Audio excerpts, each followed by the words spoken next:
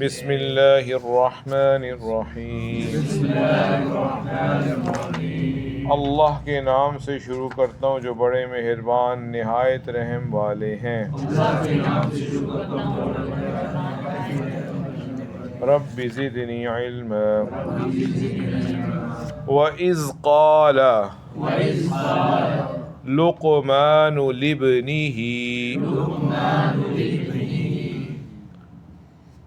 اور وہ وقت یاد کرو جب لقمان نے اپنے بیٹے سے کہا،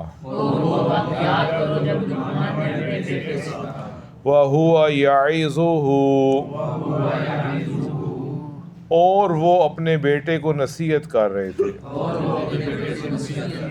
یا بنیا، اے میرے پیارے بیٹے، لا تشرک باللہ، اللہ کے ساتھ شریک نہ کرنا، ان الشرک لظلم عظیم، بے شک شرک بہت بڑا بھاری ظلم ہے۔ وَوَصَّيْنَا الْإِنسَانَ، اور ہم نے انسان کو بڑی خاص نصیحت کی ہے، بِوَالِدَیْهِ، اس کے ماں باپ کے بارے میں، حَمَلَتْهُ أُمُّهُ، اس کی ماں نے اس کو حمل میں اٹھایا ہے، وَهْنًا عَلَى وَهْنٍ، کمزوریوں پر کمزوریاں جھیل کر، وَفِصَالُهُ فِي عَامَيْنِ، اور اس کے دودھ چھوڑنے کی مدت بھی 2 سال ہے، ان اشکر لی، یہ کہ میرا شکر گزار رہ، ووالدیک، اور اپنے ماں باپ کا شکر گزار رہ، الی المصیر، لوٹ کر واپس میرے پاس ہی آنا ہے، وَإِن جَاهَدَاكَ، اور اگر وہ دونوں تمہارے اوپر دباؤ ڈالیں، عَلَىٰ أَن تُشْرِكَ بِي، اس بات پر کہ تو میرے ساتھ شرک کر، مَا لَيْسَ لَكَ بِهِ عِلْمٌ، جس کا تمہیں کچھ بھی علم نہیں ہے، فَلَا تُطِعْهُمَا، تو ان دونوں کا کہنا نہ ماننا، وَصَاحِبْهُمَا فِي الدُّنْيَا مَعْرُوفًا، ہاں دنیا میں پھر بھی ان دونوں کے ساتھ بہت اچھی طرح گزر بسر کرنا، وَاتَّبِعْ سَبِیلَ مَنْ أَنَابَ إِلَیَّ، اور اس شخص کے راستے پر چلنا جو میری طرف جھکا ہوا ہو، ثُمَّ إِلَیَّ مَرْجِعُکُمْ، پھر تم سب کو لوٹ کر میرے پاس ہی آنا ہے، فَأُنَبِّئُکُم بِمَا كُنتُمْ تَعْمَلُونَ، پھر میں تمہیں بتاؤں گا کہ تم کیا عمل کرتے تھے۔ اللہ سبحانہ و تعالیٰ ان آیات مبارکہ میں فرما رہے ہیں، اس سورت کا نام بھی سورہ لقمان ہے، اس لیے اس آیت مبارکہ میں لقمان کا لفظ آ رہا ہے، اس لیے اس سورت کا نام سورہ لقمان ہے۔ حضرت لقمان کے بارے میں پہلے بیان ہو چکا ہے، زیادہ راجح قول یہی ہے کہ حضرت لقمان نبی نہیں تھے بلکہ بہت بڑے اللہ کے ولی اور بزرگ تھے، اور اللہ نے ان کو حکمت اور دانائی دی تھی، ان کو پیشکش اللہ کی طرف سے ہوئی تھی کہ بتائیں آپ نبی بننا چاہتے ہیں یا حکمت اور دانائی والے ایک انسان، نیک انسان بننا چاہتے ہیں۔ تو انہوں نے آگے سے یہ عرض کیا کہ اگر اللہ تعالیٰ مجھے خود سے نبی بنا دیتے تو یہ اللہ کی دین تھی اور اس پر اللہ کی طرف سے میری مدد بھی ہوتی۔ اب جب اللہ نے مجھ سے پوچھا ہے اور اختیار مجھے دے دیا ہے کہ تمہارا جو اختیار ہے وہ تم خود اپنے لیے پسند کر لو، تو اب اختیار میں نچلا درجہ پسند کروں گا، اس لیے کہ اگر میں اپنی مرضی سے نبی بن گیا تو میرے لیے مشکلات ہوں گی۔ اگر اللہ خود ہی نبی بنا دیتے تو پھر اللہ مدد بھی کرتے۔ اب اگر میں نے خود پسند کی نبوت اپنے لیے تو کہیں ایسے نہ ہو نبی بن کر پتہ نہیں میں اس ذمہ داری کو ادا کر سکوں گی نہ کر سکوں۔ اس لیے انہوں نے کہا یا اللہ مجھے آپ حکیم بنا دیں، مجھے حکمت دے دیں، مجھے دانائی سکھا دیں، عقل مندی سکھا دیں۔ حضرت لقمان اپنے رضی اللہ تعالیٰ عنہ کہہ لیں، رحمۃ اللہ علیہ کہہ لیں، اپنے صاحبزادے کو جو نصیحتیں کر رہے تھے ان کا بیان ہو رہا ہے۔ جو بہت خاص نصیحت ہو اس کو وصیت کہتے ہیں۔ مرنے والا بھی جو اپنی زندگی کی آخری نصیحت کرتا ہے اس نصیحت کو بھی وصیت کہتے ہیں، جو ویری ویری امپورٹنٹ ہوتی ہے، کیونکہ نصیحتیں تو بہت زیادہ ہوتی ہیں لیکن جو مرنے والی کی آخری بات ہوتی ہے نا وہ بہت ہی خاص ہوتی ہے اور اس کو بہت ہی سنبھال کے رکھا جاتا ہے اور اس پر ویری اسپیشل عمل ہوتا ہے کیونکہ آخری بات تھی اس کی۔ تو اس لیے اللہ تعالیٰ نے بھی یہاں وصیت کا لفظ استعمال کیا ہے کہ ہم نے انسان کو اگلی آیت میں کی ہے۔ بہرحال یہاں پر یعظہ نصیحت ہے، یعظہ کا مطلب نصیحت ہے۔ حضرت لقمان کا نام تھا لقمان بن عنقا بن صدون۔ لقمان علیہ السلام کے والد کا نام تھا عنقا اور دادا کا نام تھا صدون۔ ان کے بیٹے کا نام سہیلی کے بیان سے روح سے ساران ہے۔ حضرت لقمان اپنے جس بیٹے کو نصیحت کر رہے ہیں، حضرت لقمان کے بیٹے کا نام ہے ساران، سے کے ساتھ، سین کے ساتھ نہیں ہے، ساران۔ اس کا مطلب ہے ساران نام بھی رکھ سکتے ہیں، ایک نیا نام آج ہمیں پتہ چلا، لیکن آج تک ہم نے کسی کا نام ساران نہیں سنا۔ بہرحال ساران ایک منفرد نام سامنے آیا ہے۔ اللہ تعالیٰ نے ان کا ذکر اچھائی سے کیا اور یہ فرمایا کہ انہیں حکمت و عنایت فرمائی گئی، جو انہوں نے جو بہترین واعظ اپنے لڑکے کو سنایا، مفید ضروری عمدہ نصیحتیں کیں، ان کا ذکر ہو رہا ہے۔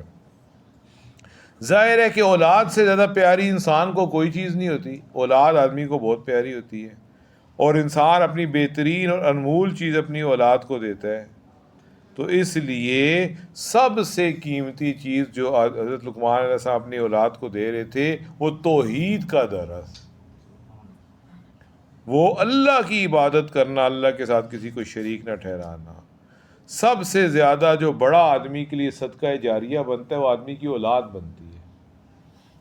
اسی لیے ہم جو ہے ہر نماز میں کہتے ہیں ربنا اغفر لی ولوالدی، اے اللہ مجھے بھی معاف فرمائے، میرے ماں باپ کو بھی۔ اب ماں باپ جن کی قبروں میں چلے گئے ہیں، اب ان کی سب سے بڑا صدقہ جاریہ ان کی اولاد بن رہی ہے جو ہر تحیات میں کہہ رہی ہے۔ تو اس کا کیا مطلب ہوا کہ سب سے بڑا اس سے یہ پتہ چلا جو قبر میں ثواب پہنچانے والی چیز ہے وہ اولاد بنتی ہے۔ اسی لیے ہم بھی پہلے ہی اپنی اولاد کے لیے دعا مانگتے ہیں، رب اجعلنی مقیم الصلاۃ ومن ذریتی، اے اللہ میں بھی نماز پڑھتا رہوں، میری نسلیں بھی پڑھتی رہیں۔ نسلیں، ذریت کہتے ہیں اولاد کو نہیں، نسلوں کو۔ یا اللہ میری نسلوں کے اندر دین رہے تاکہ جو ہے نا مجھے قبر میں ٹھنڈک پہنچتی رہے اور دعاؤں کے تحفے پہنچتے رہے۔ اللہم اجعلنا۔ اور فرماتے ہیں یاد رکھو اس سے بڑی بے حیائی، اس سے زیادہ برا کام اور کوئی بھی نہیں ہے کہ اللہ کا شریک کیا جائے۔ حضرت عبداللہ سے صحیح بخاری شریف میں مروی ہے جب آیت الذین آمنوا ولم یلبسوا ایمانہم بظلم نازل ہوئی تو صحابہ پر بڑی مشکل آ پڑی۔ اللہ تعالیٰ نے قرآن میں یہ آیت نازل فرمائی کہ جو لوگ ایمان لائے پھر انہوں نے اپنے ایمان میں ظلم کا کوئی حصہ داخل نہ کیا تو وہ قیامت کے دن امن میں ہوں گے۔ تو صحابہ بڑے پریشان ہوئے کہ ہر گناہ ظلم ہوتا ہے، اور ظلم تو ہر بندہ کرتا ہے، ہر بندہ کسی نہ کسی درجے میں ظالم ہے، ہر بندہ ہی گناہ کرتا ہے، اور جو گناہ کرتا ہے وہ ظالم ہے۔ اور اللہ تعالیٰ نے کہا ہے قیامت میں امن ان کو ملے گا جو ظالم نہیں ہوں گے۔ تو ظالم ایسا کون ہے جو ہم میں سے نہ ہو؟ ہم تو سارے ہی ظالم ہیں، ہم تو سارے کتنے گناہ کرتے ہیں، تو پھر قیامت کے دن تو ہماری خیر نہیں ہے پھر۔ تو صحابہ بڑے پریشان ہو گئے، اور جو ہے آپ صلی اللہ علیہ وسلم نے فرمایا اس ظلم سے مراد عام گناہ نہیں ہے، اس ظلم سے مراد وہ ظلم ہے جو لقمان علیہ السلام نے اپنے بیٹے کو نصیحت کرتے ہوئے فرمایا تھا، اس سے مراد شرک ہے۔ تو اللہ تعالیٰ کے کہنے کا مطلب یہ ہے کہ جو لوگ ایمان لائے اور انہوں نے شرک نہیں کیا، قیامت کے دن وہ امن میں ہوں گے۔ یہ مراد نہیں ہے کہ اللہ تعالیٰ یہ کہہ رہے ہیں جنہوں نے ایک گناہ بھی نہ کیا ان کو امن ہوگا، یہ مطلب نہیں ہے۔ تو اللہ تعالیٰ کی رحمت وسیع ہے۔ اس پہلی وصیت کے بعد لقمان دوسری وصیت کرتے ہیں، اور وہ بھی دوزخ اور تاکید کے لحاظ سے واقعی ایسا ہے کہ پہلی وصیت سے ملایا جائے، یعنی کہ ماں باپ کے ساتھ سلوک اور احسان کرنا، جیسا کہ اللہ تعالیٰ نے فرمایا وَقَضَىٰ رَبُّكَ أَلَّا تَعْبُدُوا إِلَّا إِيَّاهُ وَبِالْوَالِدَيْنِ إِحْسَانًا۔ اللہ نے یہ فیصلہ کر دیا ہے کہ صرف اللہ کی عبادت ہو، والدین کے ساتھ احسان ہو۔ والدین کے ساتھ جو ہے انصاف نہیں کرنا، احسان کرنا ہے۔ انصاف یہ ہے کہ جیسا والدین نے پالا ہے، آدمی بھی جب بڑا ہو جائے، اس کی نوکری لگ جائے، اس کی جو ہے نا جاب ہو جائے، تو وہ بھی والدین کے ساتھ ویسے ہی کرے جیسے والدین نے کیا تھا، بلکہ اس سے بڑھ کر کرنا ہے۔ جتنا انہوں نے کیا تھا اس سے بڑھ کر کرنا ہے، اور بڑھ کر کرنے کی انتہا ہی کوئی نہیں ہے۔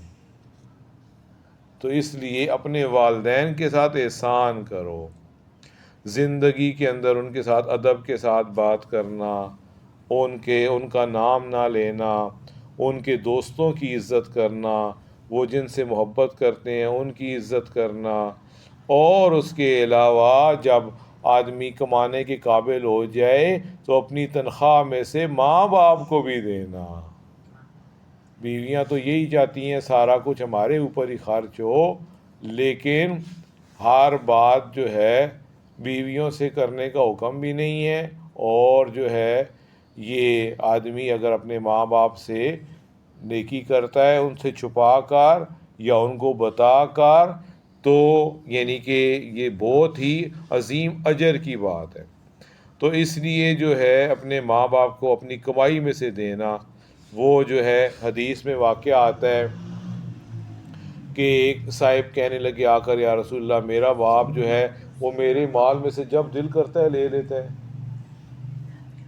میرا باپ جو ہے میرے پیسے پڑے ہوتے ہیں جب دل کرتا ہے میرے پیسے لے لیتا ہے۔ تو آپ صلی اللہ علیہ وسلم نے لمبی بات ہے، پھر اس باپ نے جو ہے نا اشعار پڑھے، اور آپ صلی اللہ علیہ وسلم فرمایا تو بھی تیرا باپ کا ہے، اپنے باپ کا ہے، اور تیرا مال بھی تیرے باپ کا ہے، اس لیے خبردار اپنے باپ کو منع نہ کر، اس کی دل آزاری نہ کر۔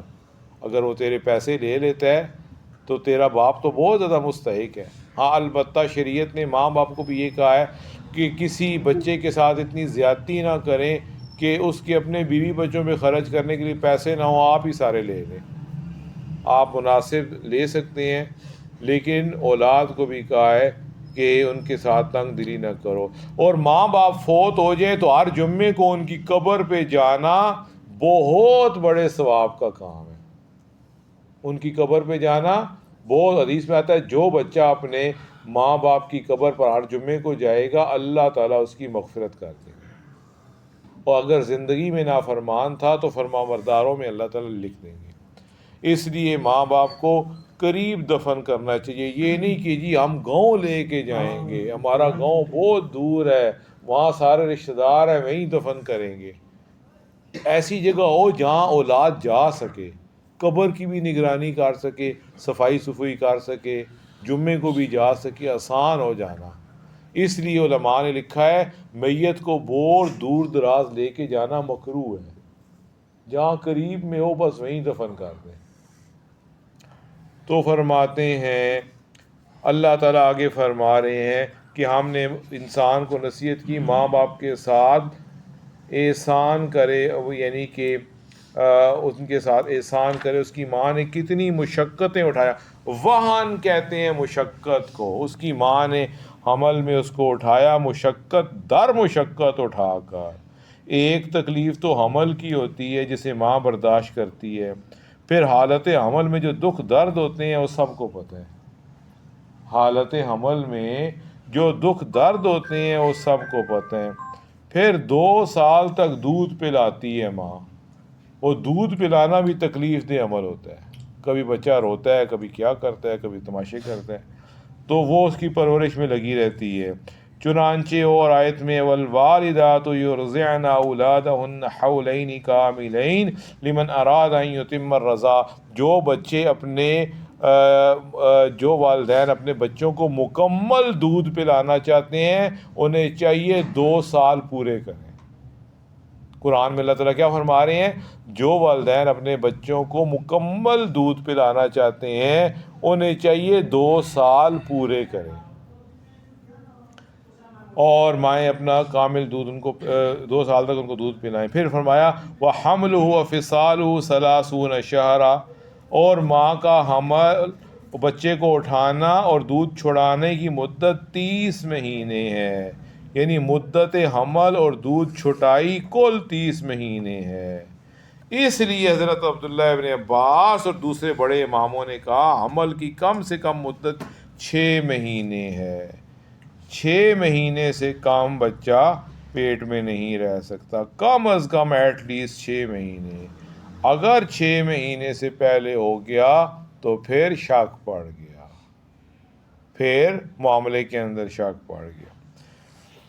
ماں کو اس تکلیف کو اولاد کے سامنے اس لیے ظاہر کیا جاتا ہے کہ اولاد اپنی ماں کی مہربانیوں کو یاد کرے، شکر گزاری کرے، اطاعت کرے، احسان کرے. جیسا کہ اللہ کا فرمان عالی شان ہے وَقُلْ رَبِّ ارْحَمْهُمَا كَمَا رَبَّيَانِي صَغِيرًا. اللہ تعالیٰ نے ماں باپ کے لیے ویری اسپیشل دعا ہمیں سکھائی ہے.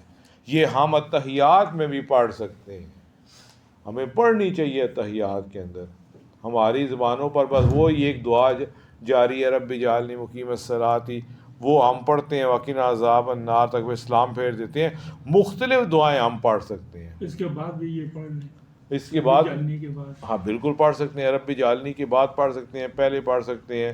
بلکہ آپ سب تو حیران ہوں گے، آپ کہیں گے یار یہ مولوی صاحب روزانہ کوئی نہ کوئی نیا مسئلہ بتا دیتے ہیں.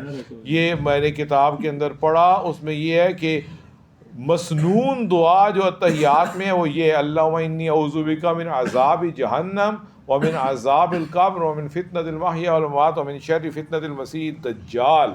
فقہائے احناف بھی کہتے ہیں یہ دعا مسنون ہے. پھر آپ یہ پوچھیں گے جی رب اجعلنی ہم پڑھتے ہیں یہ کیا ہے؟ یہ بھی پڑھنا جائز ہے، لیکن نبی پاک صلی اللہ علیہ وسلم سے پڑھنا ثابت نہیں ہے. جو ثابت ہے وہ یہ دعا ہے. دو کا اندر پڑھنا چاہیے نہیں، 2 میں تو دعا نہیں پڑھتے، ایک میں تو اتحیات تک پڑھتے ہیں، دوسرے میں دعا پڑھتے ہیں. اگر 2 ہی پڑھنی ہے 2 سنتیں بھی ہوتی ہیں. آخری قعدے میں یہ دعا پڑھتے ہیں درود شریف کے بعد. سلام سے پہلے ہاں وہ بھی پڑھ لیں، میں نے اس سے منع تو نہیں کیا، وہ نہ بھی پڑھیں تو بھی ٹھیک ہے، وہ پڑھ لیں تو بھی ٹھیک ہے. اور فرماتے ہیں میرا اور اپنے ماں باپ کا احسان مند رہو، آخر لوٹنا میری طرف ہی ہے. ابن ابی حاتم میں جب حضرت معاذ رضی اللہ عنہ کو رسول اللہ صلی اللہ علیہ وسلم نے امیر بنا کے بھیجا، آپ نے جو ہے نا جب یمن پہنچے وہاں پہنچ کر سب سے پہلے کھڑے ہو کر خطبہ پڑھا، اللہ تعالیٰ کی حمد و ثنا بیان کی، اور پھر فرمایا میں تمہاری طرف اللہ کے رسول کا بھیجا ہوا ایک آدمی ہوں، یہ پیغام لے کر آیا ہوں کہ تم اللہ ہی کی عبادت کرو، اللہ کے ساتھ کسی کو شریک نہ کرو، میری باتیں مانتے رہو، میں تمہاری خیر خواہی میں کوئی کوتاہی نہ کروں گا. سب کو لوٹ کر اللہ کی طرف جانا ہے، سب کو لوٹ کر اللہ کی طرف جانا انہوں نے بھی اپنی خطبے میں استعمال کیا. اس لیے یہاں ذکر پھر یا تو جنت مکان بنے گی یا جہنم ٹھکانہ ہوگا، پھر وہاں سے نہ اخراج ہوگا نہ موت آئے گی. پھر اللہ فرماتے ہیں اگر تمہارے ماں باپ تمہیں اسلام کے سوا اور دین قبول کرنے کو کہیں گو وہ ساری طاقت خرچ کر ڈالے، خبردار تم ان کی بات مان کر میرے ساتھ شرک نہ کرنا. مشرک نہ بننا، کافر نہ بننا ان کی بات مان کر، لیکن اس کا یہ مطلب نہیں تم ان کے ساتھ سلوک اور احسان کرنا چھوڑ دو، نہیں، نیکی ان کے ساتھ کرتے رہو، اطاعت اور فرمانبرداری کرتے رہو، دنیاوی حقوق جو تمہارے ذمے ہیں وہ ادا کرتے رہو، لیکن میرے خلاف کوئی بات ان کی نہ ماننا۔ سن لو تم سب لوٹ کر ایک دن میرے سامنے آنے والے ہو، میں تمہیں تمہارے تمام اعمال کی خبر دوں گا۔ طبرانی کی کتاب العشرہ میں ہے، حضرت سعد بن مالک رضی اللہ تعالیٰ عنہ فرماتے ہیں یہ آیت میرے بارے میں نازل ہوئی ہے کہ اگر ماں باپ تمہیں میرے ساتھ شرک کرنے کا کہیں تو شرک نہ کرنا۔ یہ آیت حضرت سعد بن مالک فرماتے ہیں میرے بارے میں اتری ہے، میں اپنی ماں کی بہت خدمت کرتا تھا اور ان کی اطاعت کا پورا خیال رکھتا تھا اور ان کا بہت اطاعت گزار تھا۔ جب مجھے اللہ نے اسلام کی ہدایت دے دی تو میری والدہ بہت بگڑ گئی، بہت ناراض ہونے لگ گئی، بہت غصے میں آ گئیں کہ تو نے اپنے باپ دادا کا دین چھوڑ کر اسلام قبول کر لی ہے، اور کہنے لگی بیٹے یہ نیا دین کہاں سے نکال لائے ہو تم؟ ہمارے تو باپ دادا کا قدیمی دین بت پرستی ہے، یہ اسلام تم نے کہاں سے نکال لیا ہے نیا دین؟ میں تمہیں حکم دیتی ہوں اس دین کو چھوڑ دو اور دستبردار ہو جاؤ، لا تعلق ہو جاؤ اسلام سے، ورنہ نہ تو میں کچھ کھاؤں گی نہ میں پیوں گی، میں بھوکی مر جاؤں گی۔ جلدی سے میری بات مانو، چھوڑ دو اسلام کو، دوبارہ مشرک اور کافر بانو، ورنہ میں کچھ بھی نہیں کھاؤں گی جب تک تم دوبارہ مشرک نہیں بنو گے، نہ میں کچھ کھاؤں گی نہ میں کچھ پیوں گی۔ اور حضرت سعد فرماتے ہیں میں اسلام پر ڈٹ گیا، میں نے اسلام کو چھوڑا نہیں، میں نے اسلام پر ثابت قدمی اختیار کر دی، اور ادھر میری ماں کا یہ حال ہو گیا کہ اس نے کھانا پینا ہی چھوڑ دیا، واقعی اس نے کھانا پینا ہی چھوڑ دیا، اور ہر طرف معاشرے میں مجھے لوگ بدنام کرنے لگے کہ یہ ہے اپنی ماں کا قاتل، اس کا حال دیکھو بھوک کی وجہ سے کیا ہو رہا ہے، اور یہ ہے کہ اسلام پہ ڈٹا ہوا ہے، اسلام چھوڑ ہی نہیں رہا، دوبارہ مشرک بن ہی نہیں رہا، دوبارہ کافر بن ہی نہیں رہا۔ لوگوں نے مجھے ہر طرف سے تانے دینا شروع کر دیے کہ یہ ایسا بیٹا ہے جس کو ماں کا خیال ہی نہیں ہے، یہ ماں کو مار کے چھوڑے گا، یہ اپنی ماں کو قتل کر کے چھوڑے گا۔ حضرت سعد فرماتے ہیں میں بہت تنگ دل ہوا، میں پریشان رہنے لگ گیا، اپنی والدہ کی خدمت میں بار بار حاضر ہوتا اور عرض کرتا، ان کی خوشامد کرتا، ان کو سمجھاتا کہ اے امی جان اللہ وحدہ لا شریک ہے، اسلام حق دین ہے، اسلام سچا دین ہے، آپ بھی مسلمان ہو جائیں، مجھے بھی اسلام پر رہنے دیں، آپ اپنی ضد سے باز آ جائیں، یہ ناممکن بات ہے کہ میں اسلام کو چھوڑ دوں، میں آپ کی ناراضگی کی وجہ سے، میں آپ کے کھانا پینا چھوڑنے کی وجہ سے اسلام کو نہیں چھوڑ سکتا، یہ دین اب میں نے دل سے قبول کر لی ہے۔ فرماتے ہیں لیکن میری والدہ کی ضد برقرار رہی، اور یہاں تک کہ میری والدہ پر 3 دن کا فاقہ گزر گیا، جب 3 دن تک نہ کچھ کھایا نہ پیا تو حالت بہت ہی خراب ہو گئی۔ میں ان کے پاس گیا اور میں نے کہا میری اچھی امی جان میری بات سنیں، آپ مجھے میری جان سے بھی زیادہ عزیز ہیں، آپ مجھے میری جان سے بھی زیادہ عزیز ہیں، لیکن دین اسلام سے زیادہ عزیز نہیں ہیں، لیکن دین اسلام سے زیادہ عزیز نہیں ہے، اللہ کی قسم میری ایک جان نہیں میری 100 جانیں ہوں گی، اور اسی بھوک پیاس میں ایک ایک کر کے سب نکل بھی جائیں، میں اسلام کو نہیں چھوڑوں گا۔ یہ بات آپ سن لیں، یہ تو ایک جان ہے نا، میری 100 جانیں بھی ہوں گی، میں اسلام پر قربان کر دوں گا، میں دین اسلام کو نہیں چھوڑنے لگا۔ آپ کو یہ بات سمجھ کیوں نہیں آ رہی؟ اب میری ماں مایوس ہو گئی کہ یہ تو بہت پکا ہو گیا، اور انہوں نے کھانا پینا شروع کر دیا۔ سبحان اللہ تعالی ہم سب کو ان باتوں کو یاد رکھنے عمل کرنے کی۔ آمین۔ سبحانک اللہم و بحمدک نشہد ان لا